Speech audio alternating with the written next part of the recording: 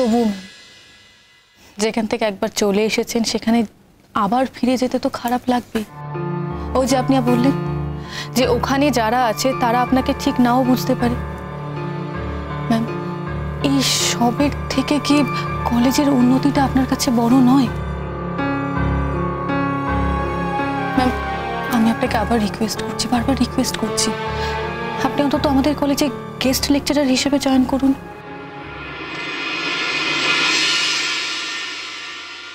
আমি আজ আহিরকে ভালোবাসি। শঙ্খকে আমি ভুলতে পেরেছি শুধুমাত্র আহিরের জন্যই।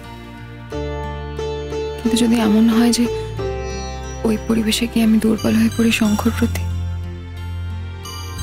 আমি তো নিজেই নিজের মনকে জানি না।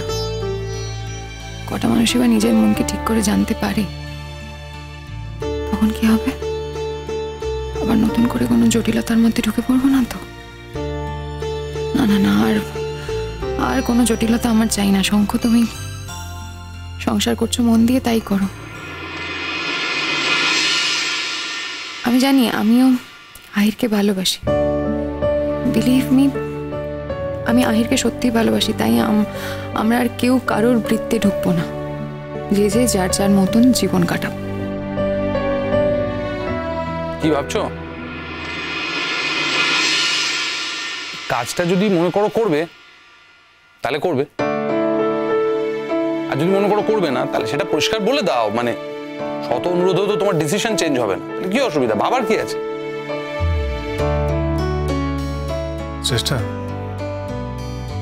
এই কলেজ নিয়ে কিন্তু তুমি একদিন অনেক স্বপ্ন দেখেছিলে।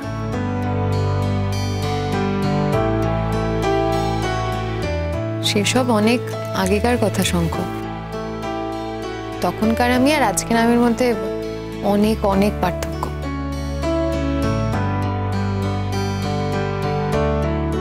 সেদিন তোমার সঙ্গে আমি দ্বৈতভাবে স্বপ্ন দেখেছিলাম শঙ্খ।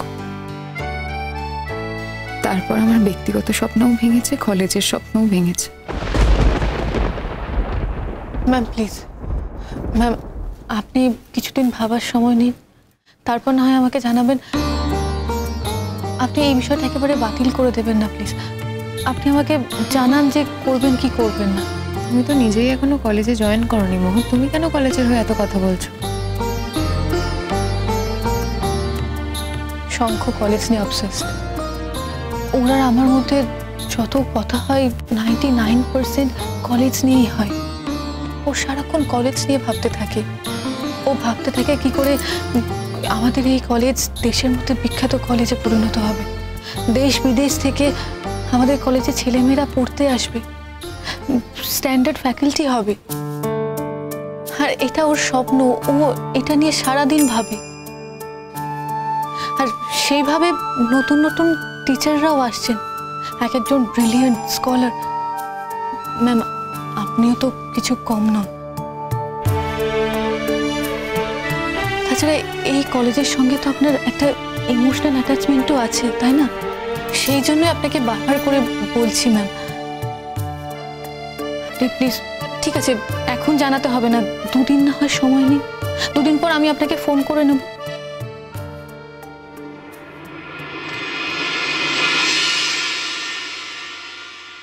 কেন এত জোর করছো মোহর?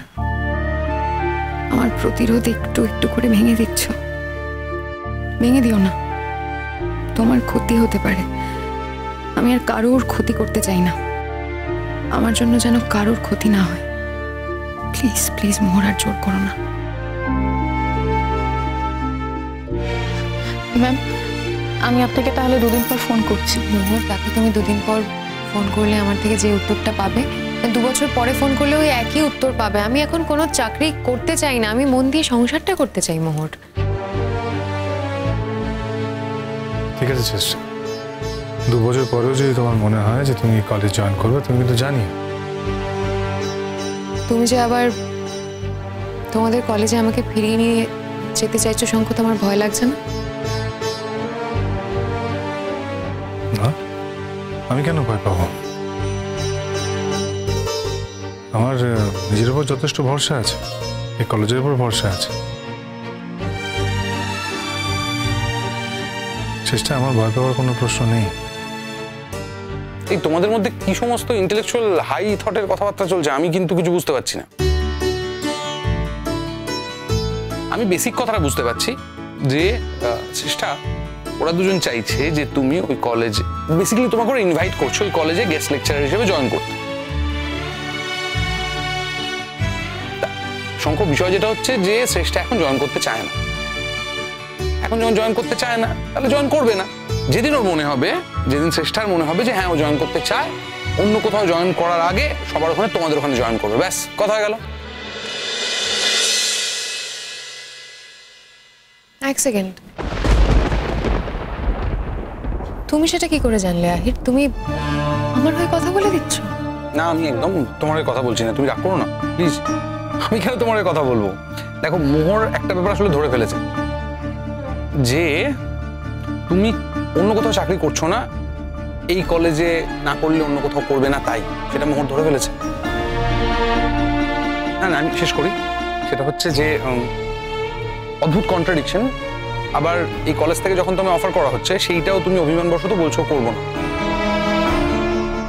অভিমান একদিন চলে যাবে চেষ্টা, বিশ্বাস করো। সারা জীবন অভিমান থাকে না, অভিমান যখন চলে যাবে তখন তুমি জয়েন করবে। তবে হ্যাঁ একটা কথা ঠিক, আমি একটা ব্যাপারে নিজের ভুল স্বীকার করে নিচ্ছি যে আমার ভুল হয়েছে তোমাকে এই প্রপোজালটা দেওয়া। তুমি এখন চাকরি করতে চাও না, তুমি মন দিয়ে সংসার করতে চাও, আমার এটা বোঝা উচিত ছিল। I am sorry. হ্যাঁ আমি এখন চাকরি করতে চাই না, আমি মন দিয়ে সংসার করতে চাই, আর কোনো রকমের কোনো ডিস্টারবেন্স চাই না।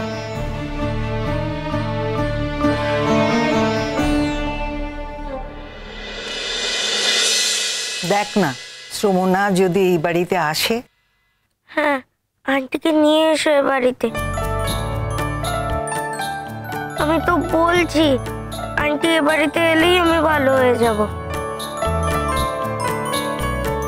তুমি কেন কারোর কথা শুনছো না ড্যাডি?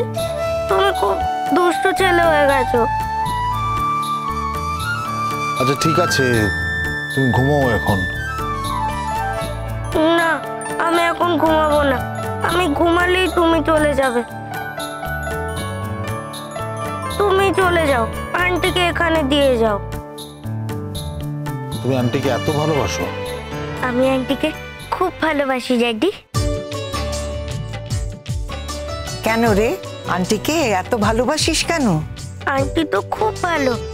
আন্টি আমাকে কি সুন্দর নাচ দেখিয়ে দেয়, আমার সঙ্গে কত গল্প করে। আন্টি আমাকে কি সুন্দর করে ডাকে মুনিয়া। মুনিয়া? আচ্ছা তোমার নতুন আন্টি যদি এই বাড়িতে এসে থাকে তাহলে তোমার ভালো লাগবে? খুব ভালো লাগবে, আমি তাড়াতাড়ি ঠিক হয়ে যাব। আরে ওঠে না, শোনা মা, দেখ না ওঠে না মামা। তো জ্বর, তার মধ্যে উঠছো তুমি? হ্যাঁ একদম রেস্ট নাও।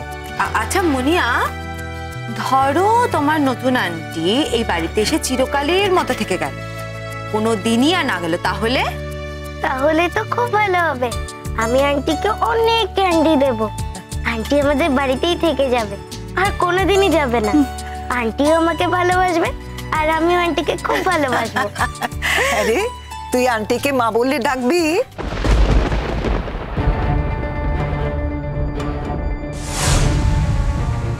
মা কেন?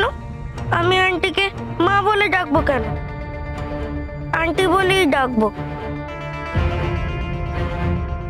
আমার মাটা এত পচা, আন্টিকে যদি আমি মা বলি আন্টিও যদি পচা হয়ে যায়। আচ্ছা ঠিক আছে, তোমরা কিন্তু অনর্থক কতগুলো কথা বলছো ওর সঙ্গে। আমি এখন ওকে ঘুম পাড়াবো, তোমরা প্লিজ একটু ঘুরে যাও তো। শুনলি তো বাবা, মা শব্দটার উপরে কিরকম অ্যালার্জি হয়ে গেছে ওর। এরকম একটা অ্যালার্জি নিয়ে কোনো বাচ্চা সুস্থ হয়ে বাঁচতে পারে? তোকে এমন কাউকে দেখতে হবে যে মা ডাক্তার প্রতি ভালোবাসা ফিরিয়ে আনতে পারে, আর সেটা আমার দেখা জানায় শ্রবণাই সব থেকে ভালো। মা প্লিজ। তুই আমার ওপর রাগ করছিস ঠিকই বাবা, সে আমার ওপর তুই রাগ কর, আমার আর কদিন বাবা বল, তোর জীবনটা নিয়ে তোর বাবা আর আমি কত আলোচনা করি, কত চিন্তা আমাদের। যদি শ্রমণার মতো একটি মেয়ে আমাদের বাড়িতে আসতো না, তাহলে এই চিন্তা থেকে আমরা মুক্তি পেতাম রে। এইটুকুই, আর তো কিছু না।